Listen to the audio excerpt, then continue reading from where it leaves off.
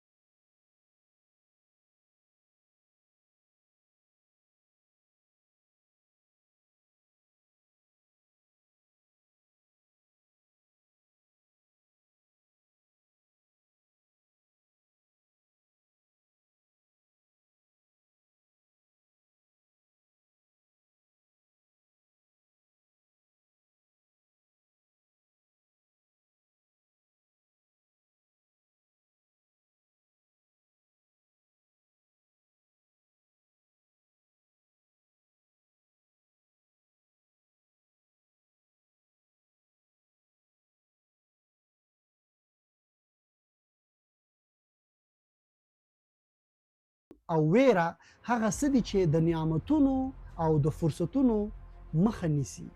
له همدې امله حکومتونه او نور خلک تل ویره خپروي او خلک یو بل ته د شرم احساس ورکوي. د بریالیو او